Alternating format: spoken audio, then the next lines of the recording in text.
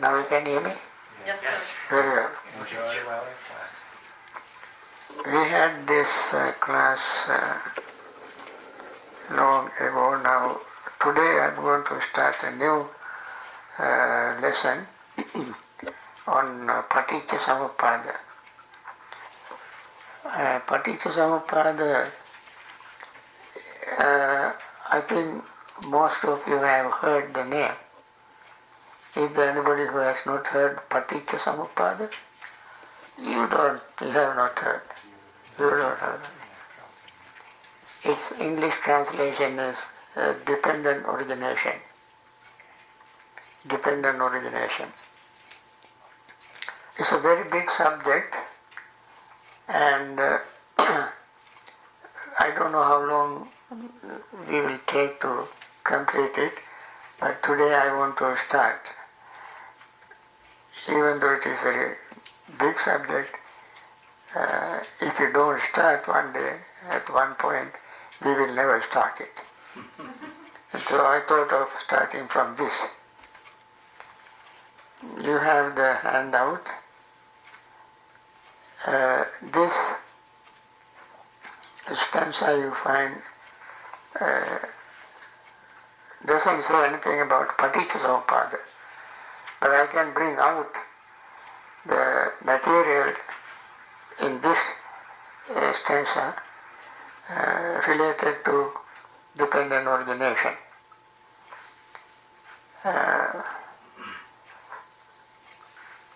The stanza is Ekamulang Diravattam Timalang Panchapattaram Samuddam Dwadasa Vattam Patalang Atari Isi. Isi, T is mark of period, full stop. The meaning is given there. The sea has crossed over the abyss, which is one root, 2 whirlpools, 3 stands, 5 extensions, an ocean with 12 eddies. You find it in Samyutta Nikaya, first section called Devata Samyutta. Extension number is there. We start the meaning. You can see Isi.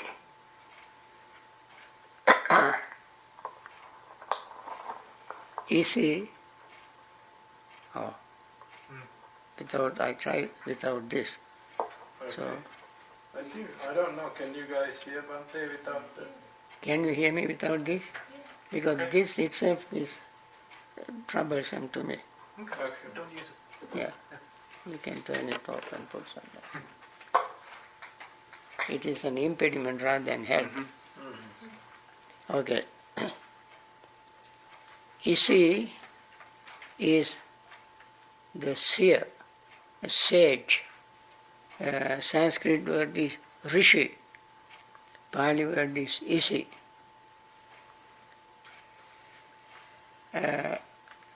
Atari has crossed over.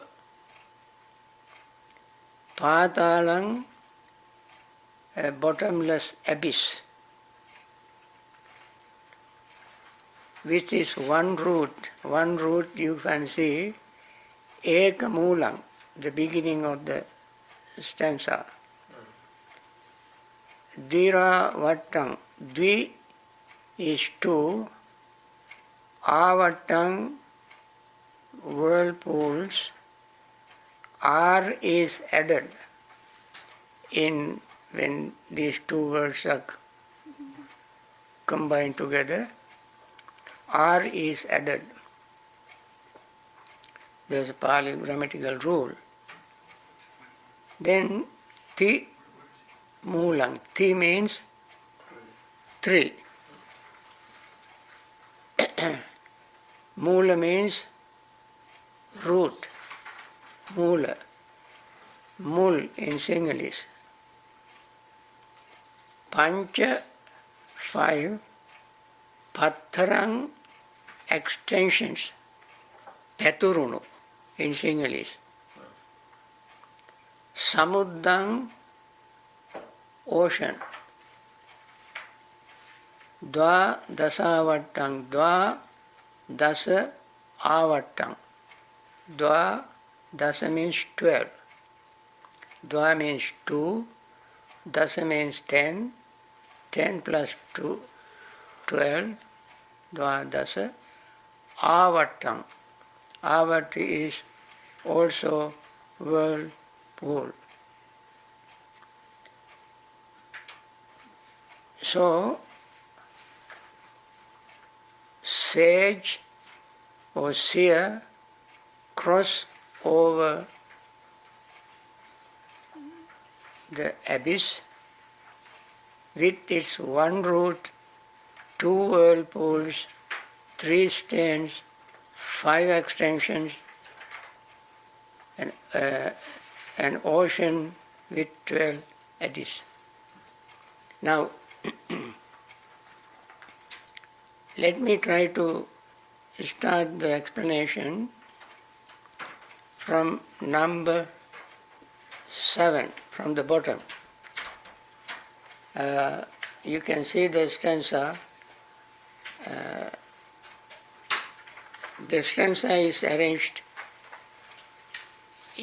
according to the meter, and therefore they put words here and there. That is how, when we write poetry and so on, we arrange the words according to the meter. But the arrangement has to be made like a funnel, upside down, a funnel, this way and this, like pyramid upside down.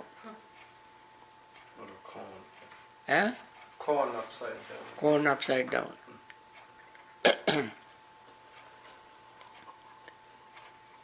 So, what is this bottomless abyss?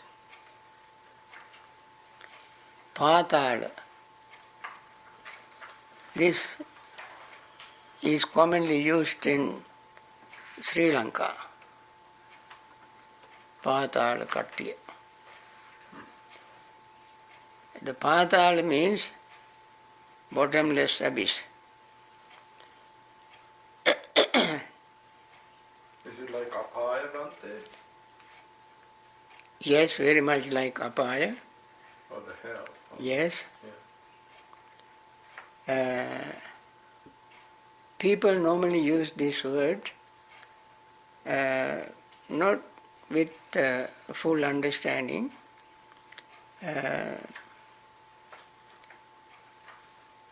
It is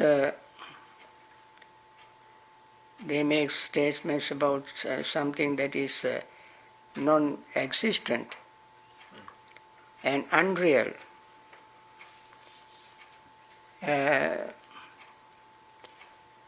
But Buddha uses it for something very practical. Buddha calls it as a designation for painful abyss, painful bodily feelings. That is like bottomless abyss. Bodily feeling. When you have certain feelings, for instance, when somebody has cancer, the pain is so excruciating, it makes the person think or feels that this pain is not going to end. Not going to end. But the Buddha explained, this pain is dependently arisen. Pain is dependently arisen. Depending on what? We will come to this, the last section of this. And therefore, whatever it depends on, that base is impermanent. And therefore this pain also is impermanent. Who thinks that way? Not ordinarily people think that way, because when they are completely oppressed by this sensation, that feeling completely blocks their way of thinking. And they become so emotional, and their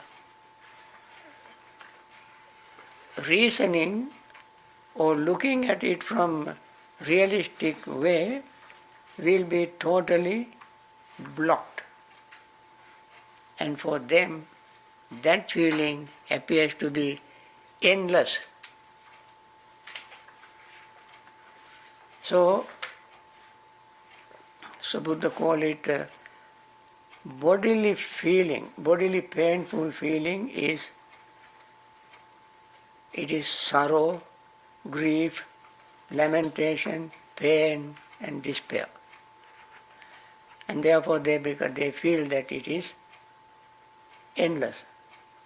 And call this is a patala. Not in the sense that something happens after death. Something they experience in this very life. So they cannot endure this pain,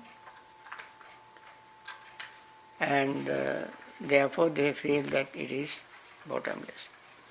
So we can see this in Samyutta Nikaya Buddha very clearly explained. Now let us go to number 6. 12 eddies or whirlpools, Dvadasa Vatta. What are these 12 whirlpools? First, 6 senses and sensory objects. Eyes, form, ear, sound, nose, smell, tongue, taste, body, tangibles, mind objects. These are the 12. Now, they are whirlpools. They keep going in circle, again and again and again and again and again.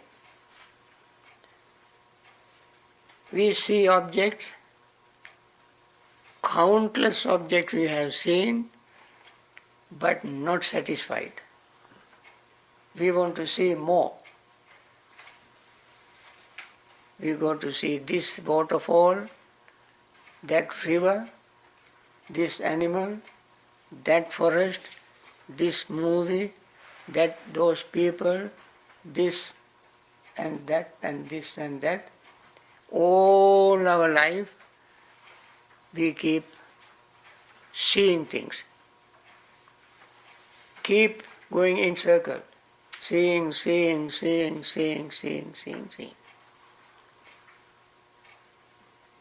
Buddha wanted to bring to our awareness how ordinary people who do not know Dhamma, can increase their suffering. You don't need anybody outside to do this. We individually do it. Without, you can have all kind of rules, regulation, laws and this and that in the society to control everything else, but there is no way, no one to control our senses. And therefore, we keep doing the same thing over and over and over again. And Buddha was very wise, he compared it to whirlpool. We have seen whirlpool. It has a vortex. right in the center, and it pulls water, whatever is around it, it pulls into it. When you go swimming, if you see a whirlpool somewhere, by all means you avoid it, because it can pull you in like a black hole. Everything around it pulling. Our eyes are like that. We cannot select when we see things. Our greed does not allow us to select. Our desire does not allow us to select. Maybe this may be better than the other. This may be better than the other. So we always look for something better and never find a better one. Everyone is not so good, and you keep looking. Hearing sound.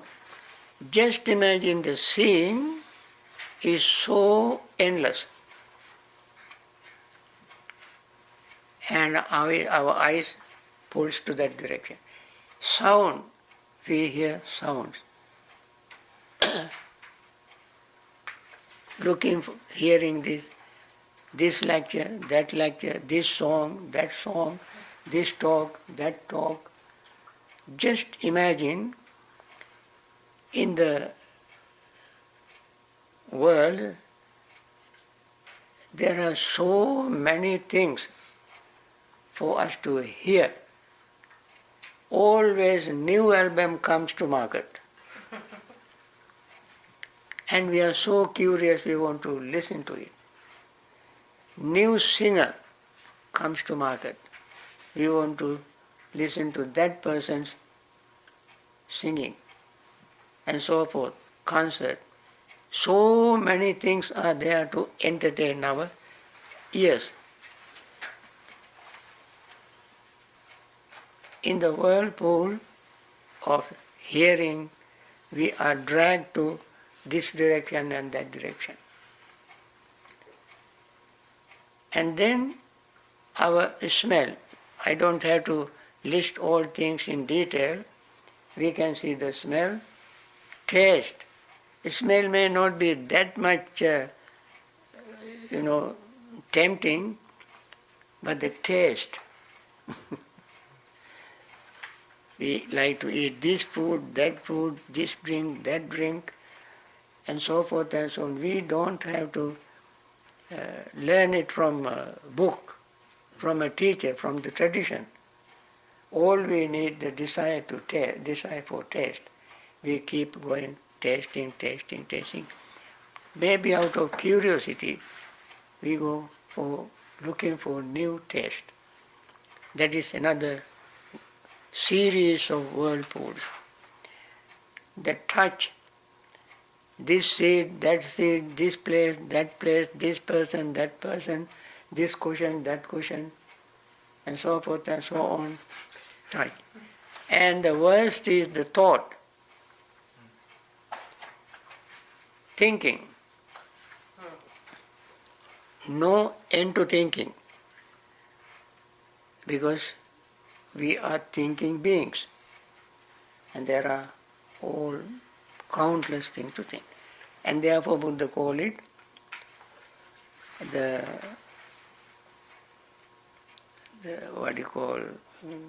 whirlpools. Not only one, 12 whirlpools. Eyes are one sort of group of category of eyes, whirlpool. Visual objects are another category of whirlpools. Ears, sound, and so forth.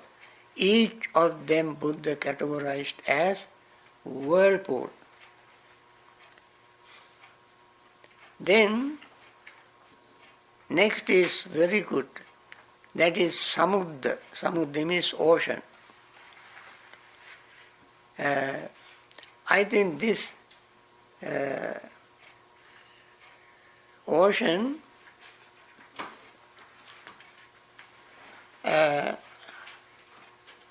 as waves. Waves.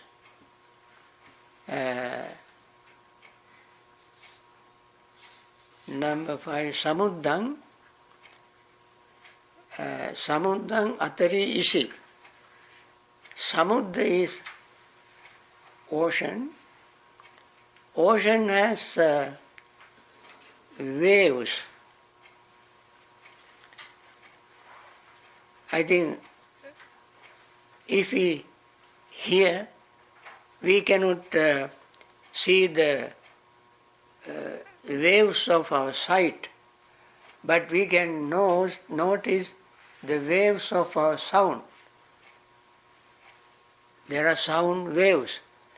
You can see when you talk these days, these new devices, recording devices, you can see the needle going and breathing, you see, to see the recording. Because each sound waves vibrate this needle, and you can increase just like this volume waves. So Buddha compared this to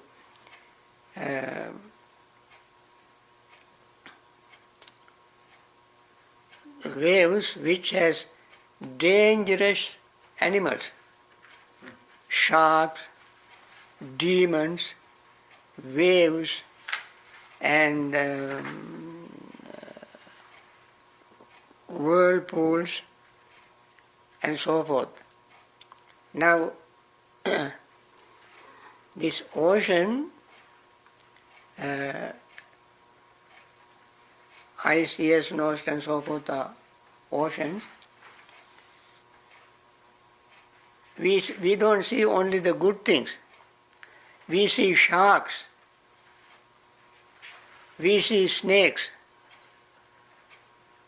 We see demons with these eyes. These sharks, the demons, snakes are of course metaphorical. Snake-like things or like beings we see with our eyes. Shark-like beings try to swallow us. In various fields we see. And the poisonous snakes we can see among our individuals, among our communities. But they are all not outside. They all are in their mind. Poison is in the mind. Sharks are in the mind. Snakes are in the mind. We don't see them. But we see only the outer appearance. So Buddha called, just use your imagination. When you swim in the ocean, when you have so many snakes, so many sharks, whales, dolphins, and this and that snakes in the ocean, when you have to avoid them. When you swim, avoid them and try to save yourself from these vicious, poisonous animals, and swims very carefully. That is how we have to move in the world to safety. The safety is attaining enlightenment, liberation. To attain that state, we have to avoid all these dangerous obstacles, beings. And therefore Buddha compared these to ocean. Now, then the next one is 5 extensions. What are the 5 extensions? Just use your imagination. 5 extensions are 5 causes of sensual pleasures. 5 extensions. Eye, ear, is that yes, sight, sound, smell, taste and touch. These are the five. Friends, we are so deeply immersed in the sensual pleasures that very seldom can we think of getting out of it. Because, of course, that is very natural, very normal. There is nothing abnormal, nothing unusual, nothing unnatural. But within this normal, natural things, we cannot find real peace and happiness because we have reasons to justify whatever we do, and therefore we go on along with them. And liberation sounds like something way out over there, that not within our reach, because the temptation is so deep that we cannot avoid that. Then, to make it to see the root of it, Buddha said 3 stains. What are the 3 stains? Raga, dosa, moha, greed, hatred and delusion. 3 stains. I don't have to say anything about greed. We all have a large dosage of it within us. And we don't have to explain it because we all know how much greed we have. We don't have to ask anybody how much greed we have. We don't have to ask anybody how much hate we have. Anger, resentment, disagreement, so forth and so on, all other results. And delusion. These are the 3 roots of all other unwholesome things. We learned this at the beginning of Samadhiti Sutta, the right understanding discourse. Now, then we go to the next one, 2 whirlpools. Now Buddha mentioned 12 whirlpools earlier. Now we mention another 2 whirlpools. What are they? These 2 whirlpools are nama, rupa, mentality and materiality. What is mentality?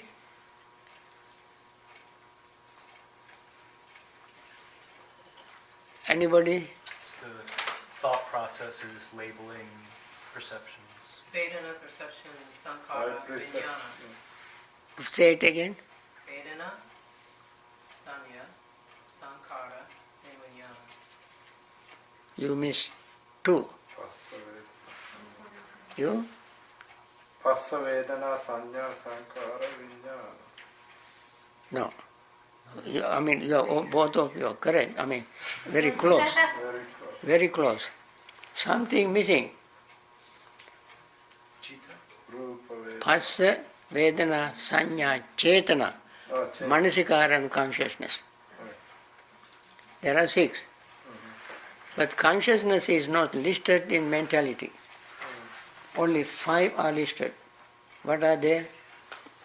Phassa, Vedana, Sanya, Chetana, Manasikara. Phassa means contact. Vedana, feeling. Chetana, thought. Sanya, perception. Manasikara, attention. These 5 plus consciousness. And Rupa, Patavi, Apo, Tejo, Vayu. Dhatu. Material. Materiality. Materiality. Of course, materiality, the four elements has become 6 elements in some places. Like we discussed this in Dhatu Bhanga Sutta. Right. 6 elements. Yeah. And then Chechaka Sutta. We did not discuss that. Anyway, there are certain places where Buddha added 2 more elements. Space and consciousness elements. Anyway, these are the very, very important whirlpools, 2 whirlpools.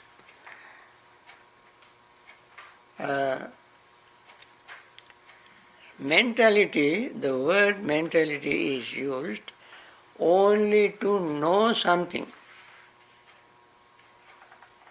The names. Contact we cannot see. Eye contact, ear contact, nose contact, tongue contact also. Material contact you can see sometimes when 2 things come and touch together. But sensory contact, Buddha talk about sensory contact. Eyes contacting visual object. How can we know? Without contacting, normally people say eye contact, eye to eye. Although the word contact is used, there is no way to see the contact. Then why should we use the word contact? Because at least by using the name, we can identify it. We know what it means only when we use the name. Only by naming it we know. Otherwise there is no way to know contact. Feeling. There is no way to see the feeling. But you feel, I feel. I cannot show my feeling to anybody. You can, of course, we do various things to show our feelings. But they do not express the real feeling. You simply feel it. You hurt my feeling. How do you know? I say, you hurt my feeling. But you don't know where did I do something?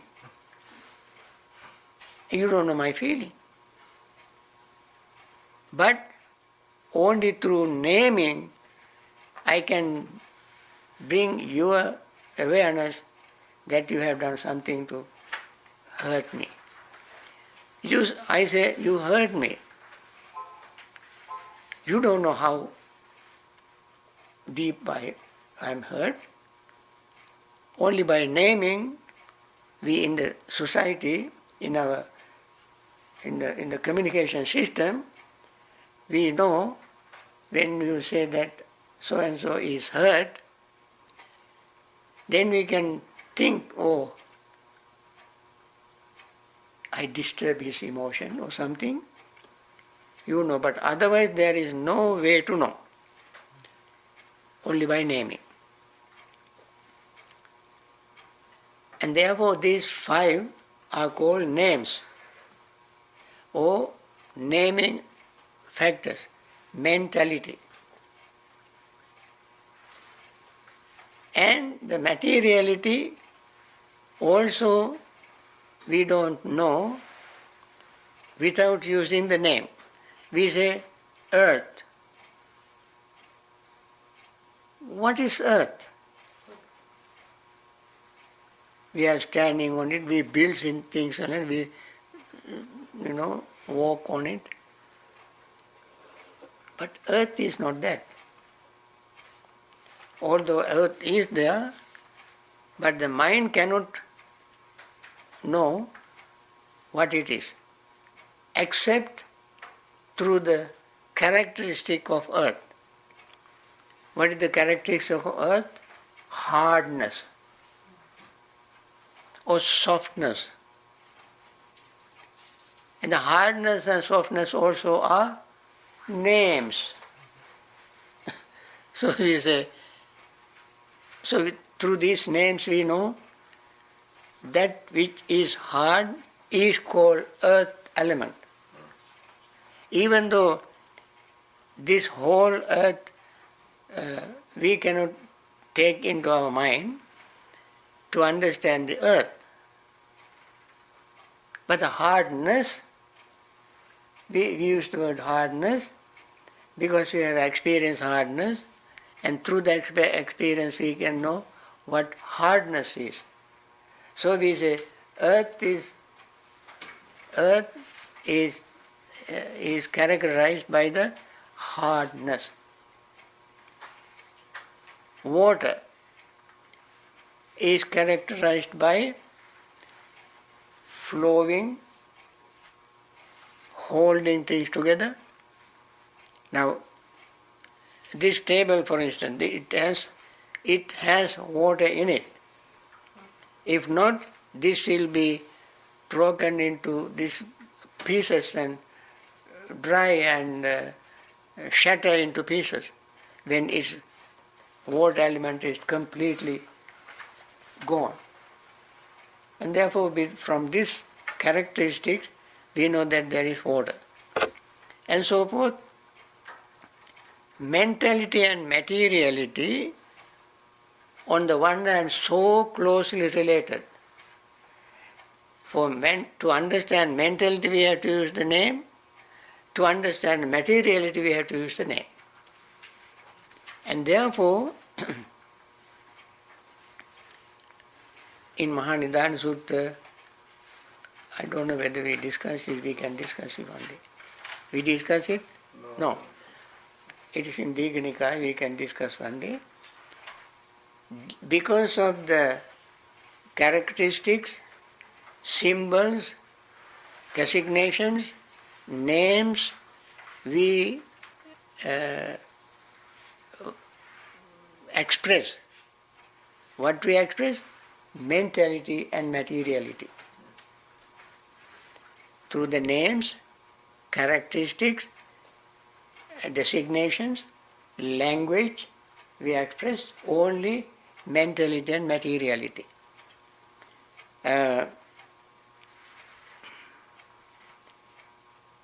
Even Kassapa Buddha and our Buddha said this consciousness will not go beyond mentality and materiality. When we say hardness, there must be consciousness. There must be contact, the feeling, perception, thought, and consciousness, and attention. And when we say anything mental, there also we have to have these 5 factors plus attention. And consciousness,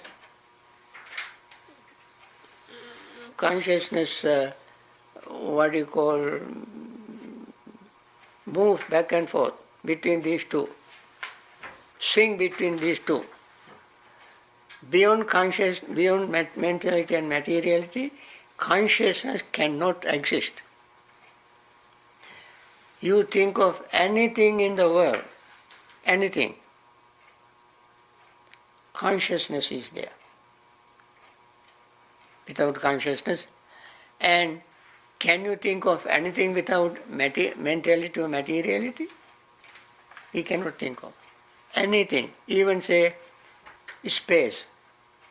As soon as we hear the word space, an image arises in our mind and we become conscious of that image. Say, space means what? You are a scientist. How you define space?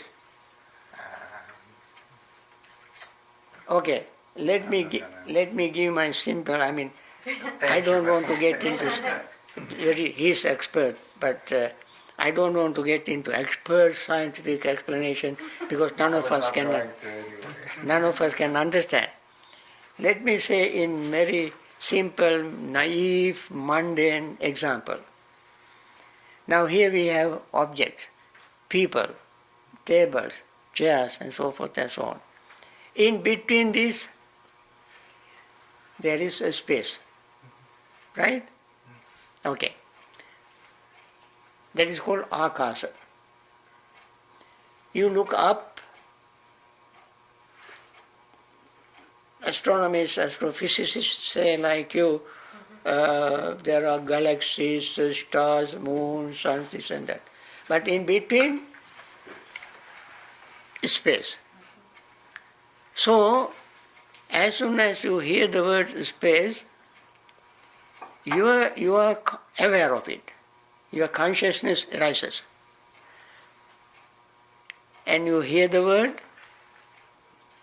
sound, contact the ear, then feeling arises, perception arises, thought arises, attention arises, and consciousness arises. Even if you say something which has no particular object, when we say space, there's no particular object there, but there's space. As soon as you hear that,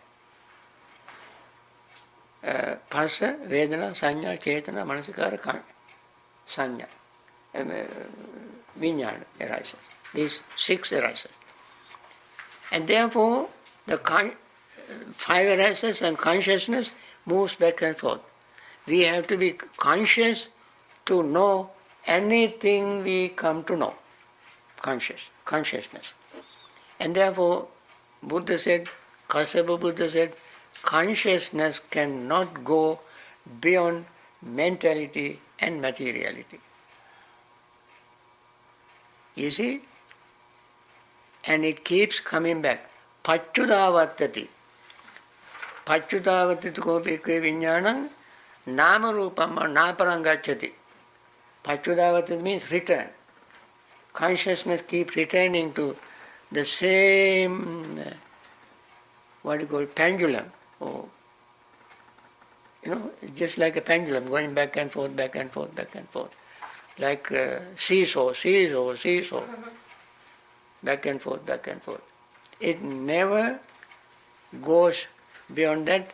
Consciousness cannot have anything outside mentality and materiality.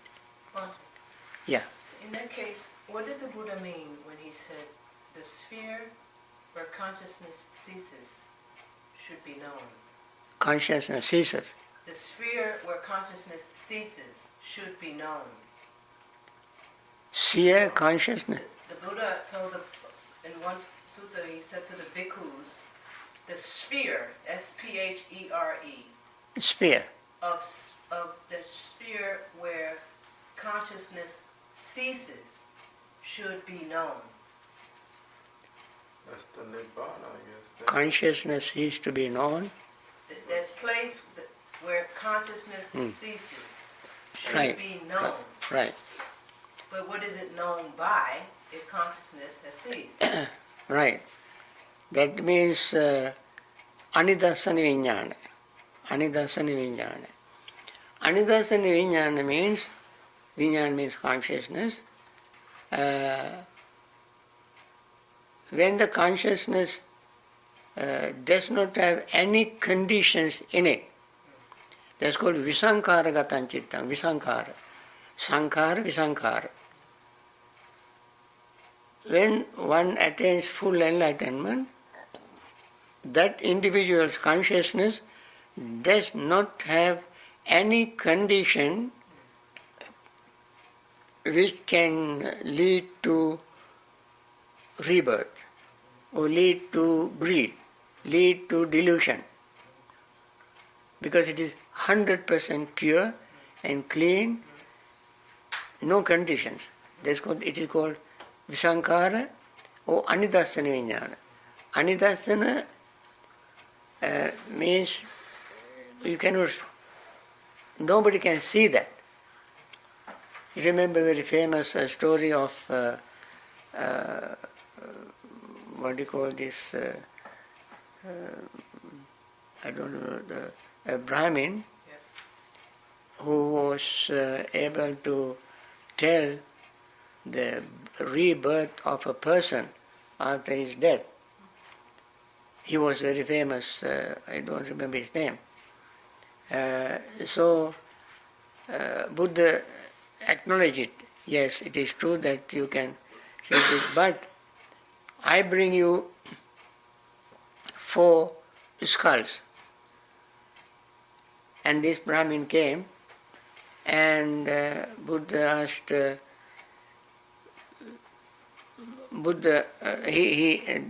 this Brahmin came and with his finger he tapped one skull and said, Buddha asked him, where is he?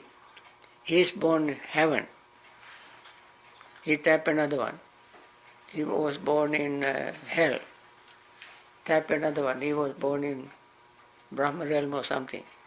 And then he tapped the 4th. Then he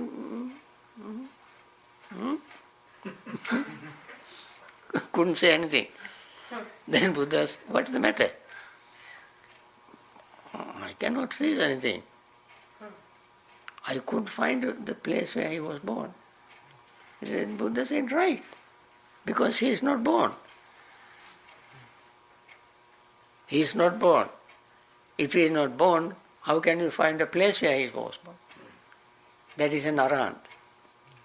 His consciousness is 100% pure and clean,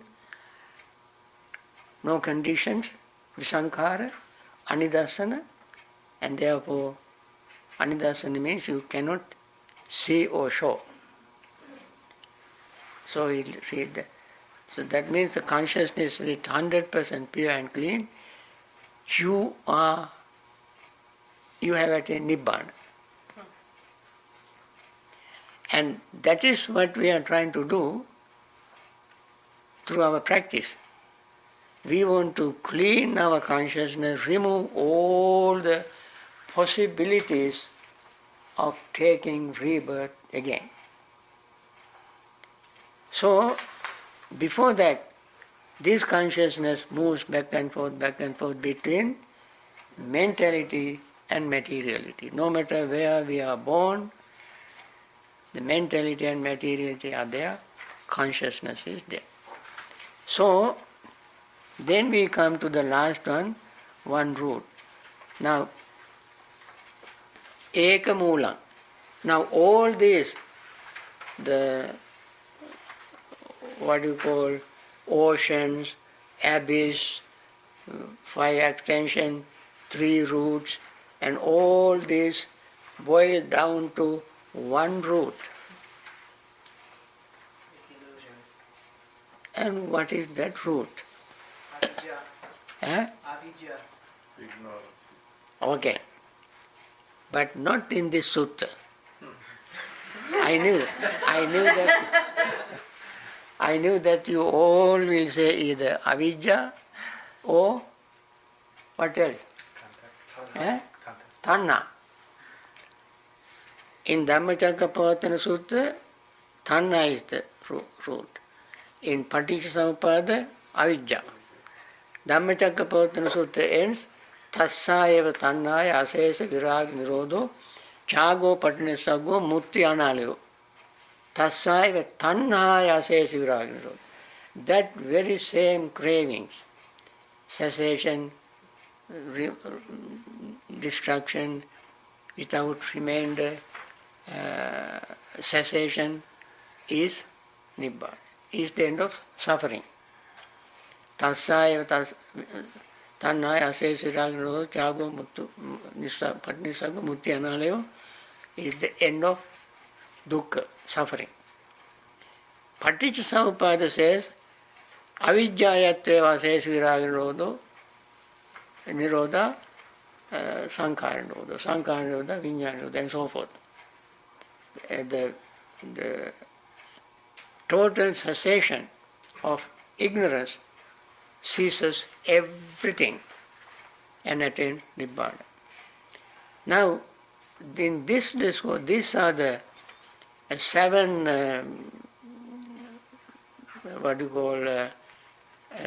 similes or metaphors a deity used in Samyutta Nikaya. Samyutta Nikaya, there is first section is divided into Devata Samyutta. It is next following section is called Deva Putta Samyutta. Devata Samyutta is one and Deva Putta Samyutta is another. Devata Samyutta is the Samyutta of Devas, and the other one is Deva's sons, some Deva Putta. They also have sons. Anyway, that is different cosmological, things. I don't want to get involved in that. Anyway, he brought these seven groups of metaphors to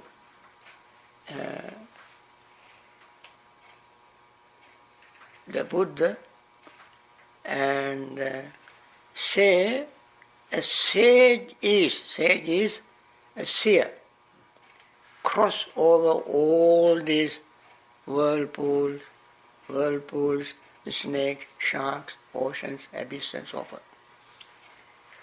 And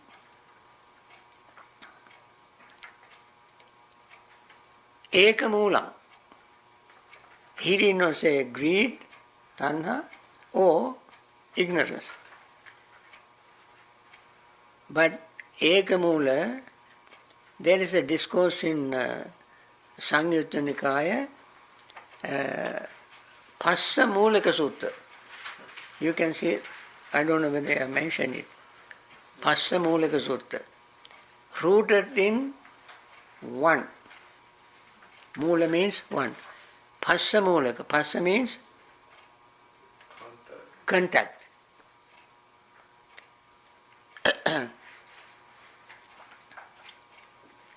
So what is it referring here, Bhante? Passa or? Passa. In this case it's passa. Passa, in this case passa. Now, we have discussed passa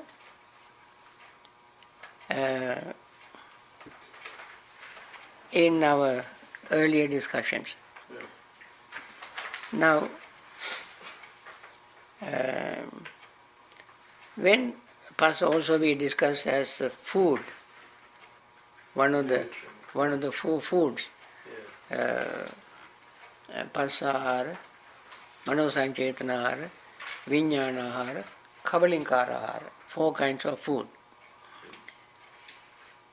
Out of these four, one is passa, contact.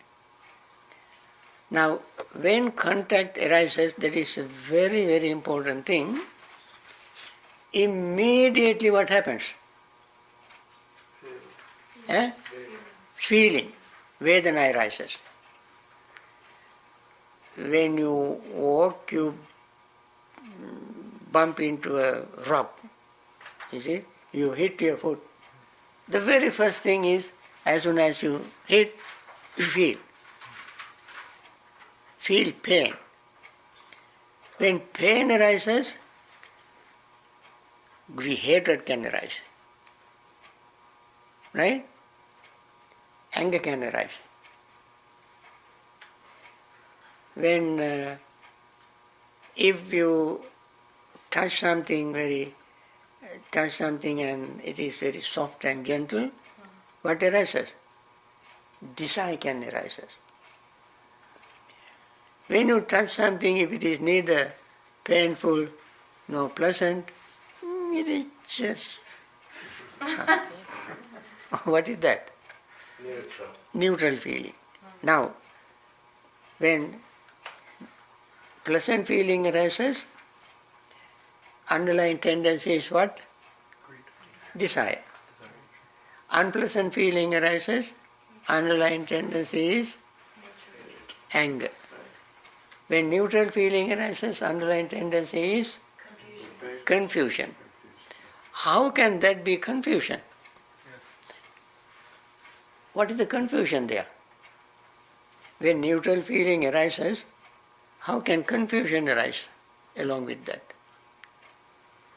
Because the tendency is to need to categorize it as pleasant or unpleasant, but it can't be done, so that it creates confusion. There's a tendency to need to categorize everything as pleasant or unpleasant because of the craving or aversion. And if it can't quite be done, there's a sense of being stymied or confused. So the question is, why and how confusion arises? Because it's not knowing. Eh? Not knowing and not noticing. Not knowing what? Not knowing that there is contact happening. No. No. Not knowing why it's not desirable or aversive object. Why doesn't it fit into one of these two? You see, the answer is, none of this is the answer. I'm sorry to say this. Answer you can find in Anapanasati Sutta and in various other places like Chechanka Sutta and so forth. Answer is, you can see the beginning of pleasant sensation, ending of pleasant sensation. If you are really mindfully pay attention to the pleasant sensation, you can see the beginning of it. If you keep paying attention to it very mindfully, you can see the end of it. When painful feeling arises, you can see, if you are mindful, that is the reason why we are asked to be mindful. You can see the beginning of painful feeling. As soon as you bump into something, immediately you feel. And after some time you can slowly see painful feeling fades away. But you cannot see easily the beginning and ending of neutral feeling. That is where you are confused. That's why you are confused. Therefore, in order to know these three feelings exactly as they are, we have to be very, very mindful. Sharpest mindfulness. Then you can see the beginning of confused neutral feeling and ending of neutral feeling. How it happens? When the pleasant feeling ends, immediately you won't get unpleasant feeling. When pleasant feeling ends, neutral feeling begins. When the neutral feeling ends, painful feeling arises. And therefore, the root of everything is a contact. Because the feeling becomes pleasant due to contact. Feeling becomes unpleasant due to contact. Feeling becomes neutral due to contact. And therefore, the feeling of the contact is the root of these three feelings. But Bhante, sorry. Sure, I'm sorry, I just want to understand. When it's neutral, it's hard to notice the beginning or the end of it. Is that just because it doesn't really pull the attention? Yeah. Okay. Sure. Attention is not,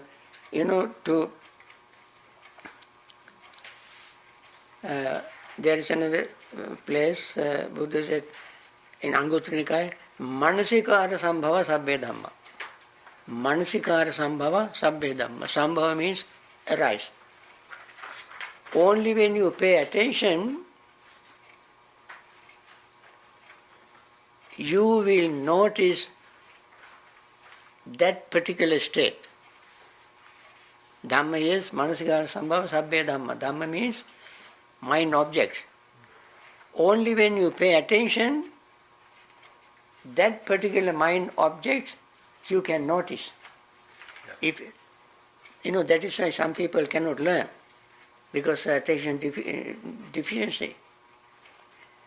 So attention is extremely important for regular secular things as well as spiritual things. Now, that is why it is one of the mental factors. And when we practice mindfulness meditation, attention is extremely important to be totally mindful. Without attention, no mindfulness. You see? And if attention without distortion, undistorted, clear, pure, simple attention. If attention is marred or conditioned by greed, hatred and delusion, then you cannot learn anything. And you cannot learn things exactly as they are.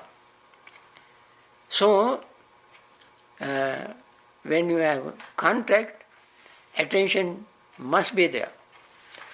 You don't need language. You don't need language for that. For instance, even a little baby can feel the contact and feel the feelings. Attention goes there. Perception goes there. Thought goes there. Without knowing one word of any language. So, the most important in this case is the contact. In Maha-nidana Sutta, of course in Anguttara Nikaya also says, Phassa mulaka sabbe dhamma. Phassa mulaka sabbe dhamma. There's a discourse called Phassa mulaka Sutta. Phassa means contact. So, that is why phassa is contact is also called food. One of the 4 kinds of food. Because as soon as contact arises, everything immediately begin to join. All other things join. You know, when you start a vehicle, if there is no electric contact, no gas will work. Right? So everything, this electricity, if there are no negative positive wire connected, no electricity. We all know this, these are simple things. So, therefore, contact does not arise, I said, dependent on origination. The topic of today's lesson is dependent origination. Contact also does not arise by itself. Contact needs 3 things. Tinnan sangiti passo. Tinnan sangiti passo. Not only 1 or 2, but there must be 3. What are the 3? Very simple. Organ, object, and consciousness. Organ, object, and consciousness. Yes. No. Senses, sensory object, and consciousness. That's what you said? Well, it's similar. She said organ, object, right? Same thing. Yeah, same. Yeah. Okay. So therefore there are 6 kinds of contacts. Eye contact, ear contact and so on. Now, all these, therefore contact arises depending on 3 things. And this contact, this is very, very subtle and important to remember. Very important to remember. Contact only in Maha-nidana Sutta, Buddha divided contact into 2. All 6 kind of contacts, divided into two. What are they? I think many of you many of you were in the class when we discussed it earlier, years ago, maybe last year or year before last. Two kinds of contact. One is called designation contact, other is called impingement contact. Adivachana sampassa, patika sampassa. Adivachana sampassa, it is all there? Yeah, you have it here. Right. You look at your notice. Designation contact, adivachana sampassa. So the first one is through mind and everything else. Impingement is all through the other five senses. Now, designation contact, designation means agent. I appoint my representative. Designation is a representative, agent, through which the mind comes into contact. The real contact is called impingement contact. When we see an object, the real contact of the object is not the eye, although we normally say eye contact. Eye contact is the representative of the mind. I represent the mind. And therefore I is the door. Chakkudwara. Through this door, contact is the mind and leave the impression. That is called impingement contact. So, ears, nose, tongue, body and all these are doors and agents through which the mind gets true contact. And therefore, in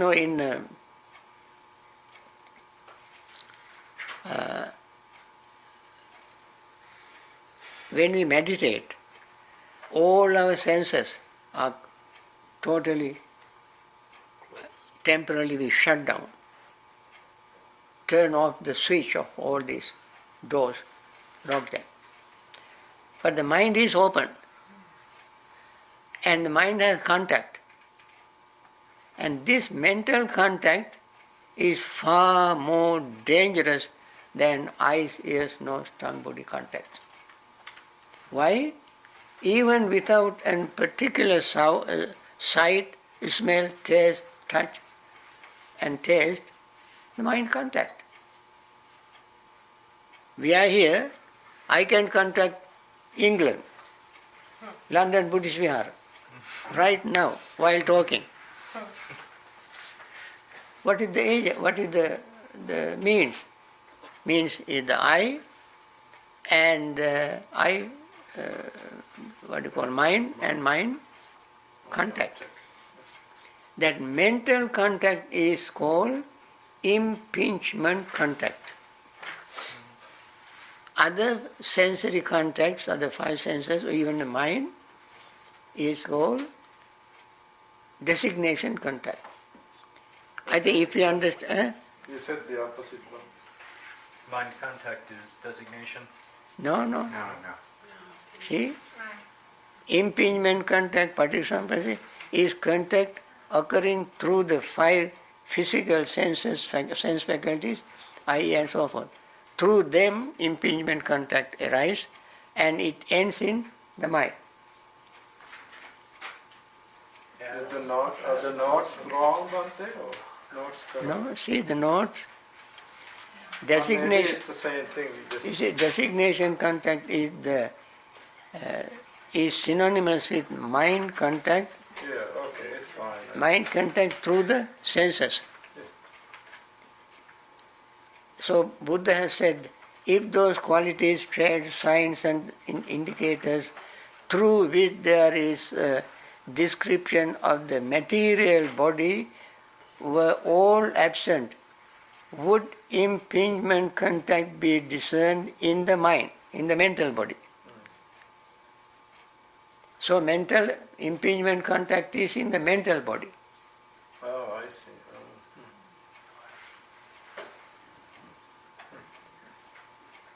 So, Is that why he said not to give? Huh? Is that why the Buddha said not to give attention to signs and features? right, Yeah. right. So,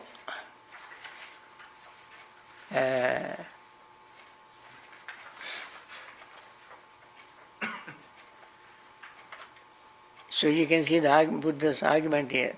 He taught Venerable Ananda, Patisaupada, in a catechismic way, asking questions and answering.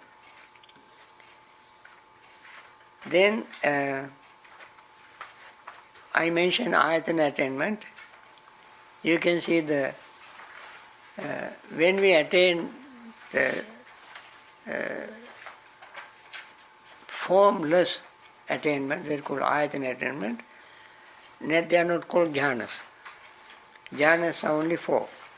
Other 4, although we call them jhanas, 8 jhanas and so forth, we tie those 4 with this and give one name as jhanas. But the last 4 are not jhanas. They are called ayatanas. For instance, akasanancha ayatana, vinyanancha ayatana, akinchanya ayatana, nevasanyana sanya yatana, ayatana. Ayatana means the Organization. Base. Base, Bhante. what? Base. Base. Huh? BASC base. Yes, use that word. Ayatana is the base, right? The base. So these are the bases upon which the meditator develops the mind. When you attain the first one from the material jhanas, in this description it says with the disappearance of perceptions of sensory impact. It's called patika sanyānaṁ amaniskāra, patika sanya. In the Maha-nidana Sutta it calls patika samphassa. Here patika sanya. Patika, in that case, also impingement contact. And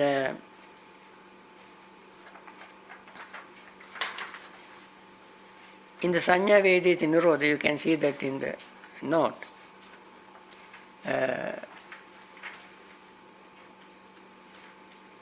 Feeling and perception ceases. Feeling ceases because there is no contact. Sensory contact is not there. Therefore, feeling ceases. Then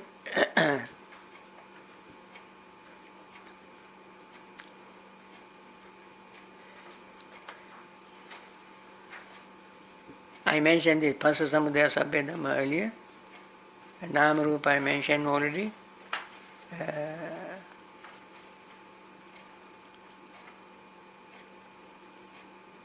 We also mentioned pasahara, food.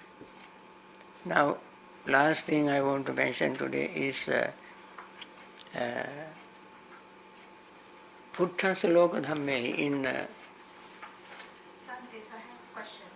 So designated contact is the big circle, and the impingement contact is what's inside there. It's like the mind, and these are the footprints inside, like impingement contact is the contact that takes place in the mind in the mind. through the senses, through other 5 senses. Other 5 senses are the agents of the mind, and they bring contact to the mind, and therefore it leaves the impression in the mind for a long time. For instance, if the mind is or consciousness is not there, like when we are under anesthetic. All our nervous system is temporarily paralyzed. It is through the nervous system that feeling arises. Now when the nervous system is paralyzed, the surgeons can do anything to this body because we don't feel. That's a temporary thing. But when we are conscious, we cannot feel anything without the mind's awareness, without consciousness. That means consciousness is absolutely necessary. So, when I touch the table, my fingers and the table get in touch. That is one contact. That's called designation contact. And immediately the mind or consciousness notices it. This happens simultaneously, not one after the other. But in Buddha's way of explaining contact, even though these two happened almost simultaneously, almost identical, he was able to make a distinction between physical contact and mental contact. You see, that is why he gave two different terms. Bhante, the designation contact by itself cannot then generate a feeling. Impingement contact is required. Required. Impingement contact is always required for any contact to generate feelings. Otherwise, no feeling. Bhante, is the mind contact based upon only the five senses, the information from the five senses, or are there mental objects that are not related to those five senses?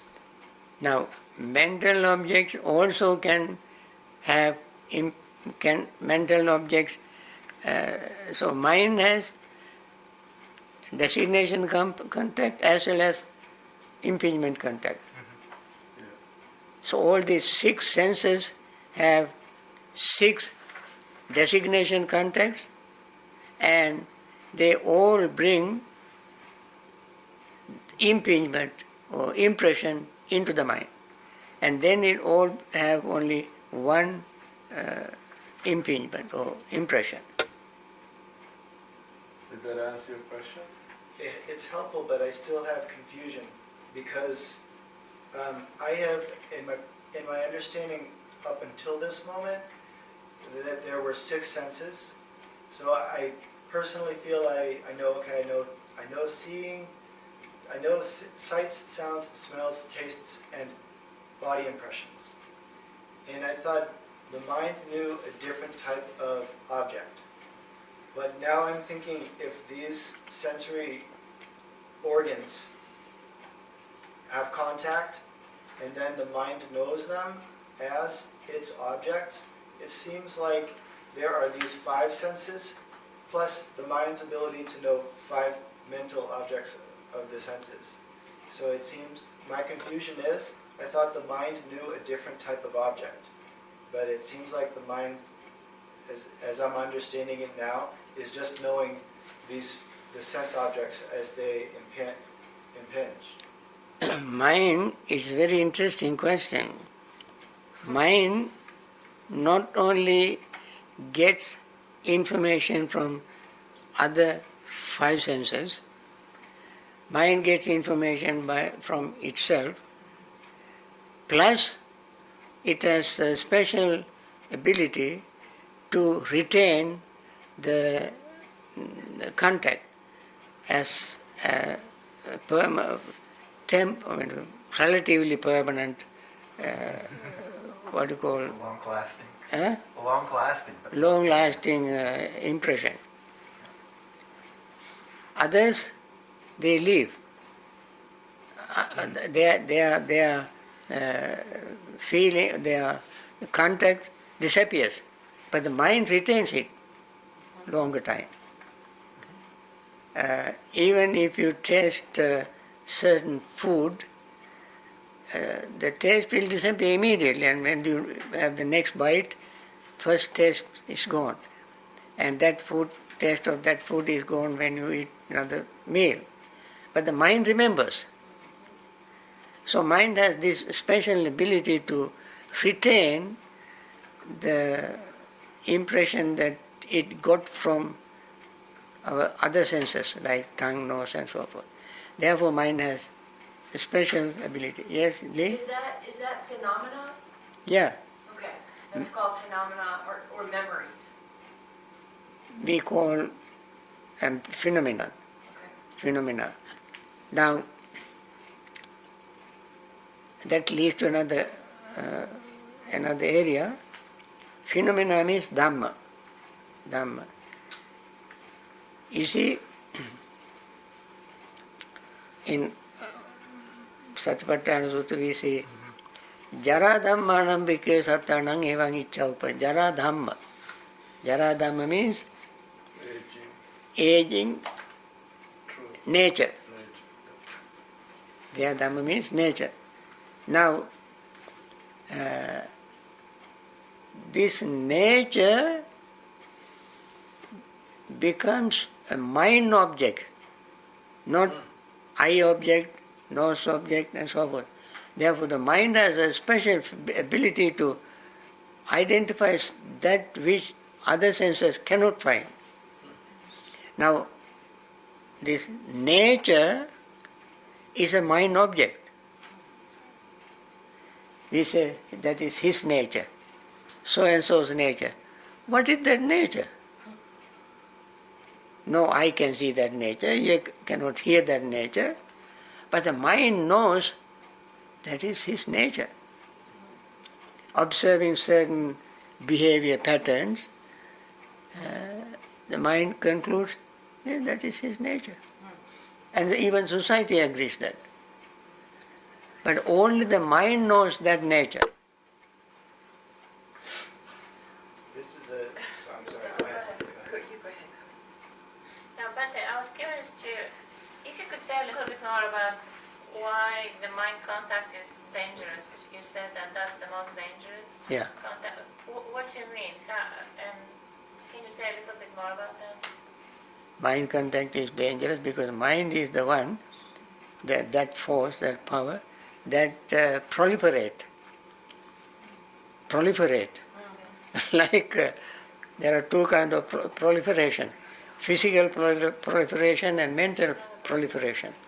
Physical proliferation multiply our cells from the unicellular being in the mother's womb. You know, cells are multiply. That's called physical proliferation. Mental proliferation also multiply thoughts, various type of thoughts. That is why in Madhupindaka Sutta, Buddha said, Chakkunja patija rupe upaja chakkunyan tinna sangita paso paspachara veda yang vedi tan sanjanati yang chanda sanjanati tang vitakketi yang vitakketi tang papancheti tato nidanam purisam papachasanya sanka samudacharanti atita nagata pachuppannesu chakku vinyesu rupesu. Very long sentence. Because eyes, visual objects, depending on these consciousness arises, depending on these three contact arises, depending on these feelings arises, present, unpleasant and neutral, depending on the feeling, perception arises. When what we perceive, we begin to think about it. So mind perceives an incident, conversation, something mind perceives, and then begin to multiply one by one, a bunch of thoughts by bunch of thoughts, not one thought by one thought. And therefore it keeps multiplying, not like arithmetical progression. It increases by geometric progression. Yeah? And that is called mental proliferation. And that is why it is dangerous. There is no, lever to gear to Slow it down. no gear. That way, the person can go even crazy. And therefore, mental contact is very dangerous. That's the third nutriment, isn't it? Eh? The third nutriment. Yeah. That is his nutriment in negative side as well as positive side. Negatively you nourish negative roots, positively you nourish positive roots. So, therefore,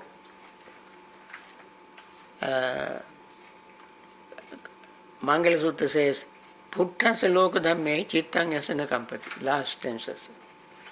Everybody knows Mangala Sutta. Seeing the loka dhamma, the worldly nature, vicissitudes, ups and downs, one will not be disturbed. Chittang yasana kampati. It will not be shocked, shaken. Why? The mind sees the pattern,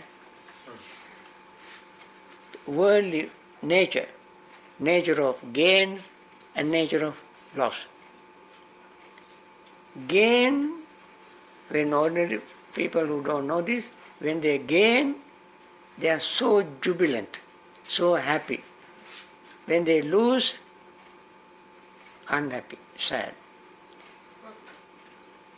The one who is very mindful sees this pattern happening to everything, everybody, everywhere, all the time.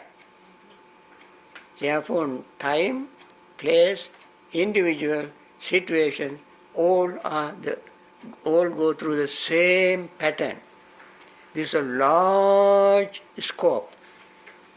The person sees this. Of course, many people don't grow spiritually. They grow physically, but not spiritually, mentally. And therefore they cannot adjust to the worldly situations. But the Mangala Sutta is a very beautiful, big sutta. I mean, although it is very simple to memorize, but the Dhamma in it is culminated with this last stanza. Enlightened person, when he comes to that level, you are fully enlightened. And that is why you are not be shaken by the worldly vicissitude, because the person practiced mindfulness so much, so long, that nothing can disturb the person. Nothing. Friends, this is 1 hour class. I went over a little bit more. Now, Karnimetta Sutta also says, Naparupara Nikubet, Natimanyeta Kachina Kanchi, Vyarosana Patika Sanya. Vyarosana Patika Sanya.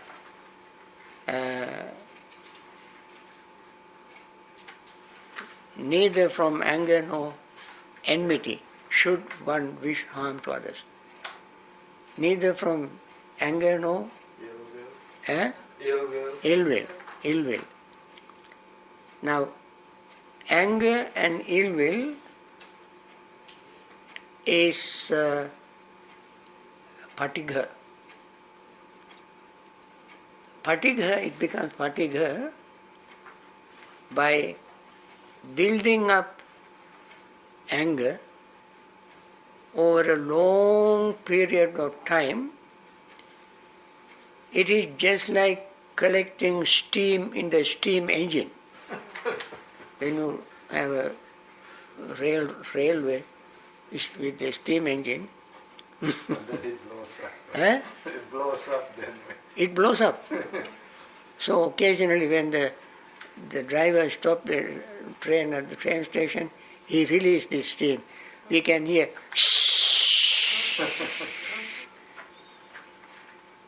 steam is released.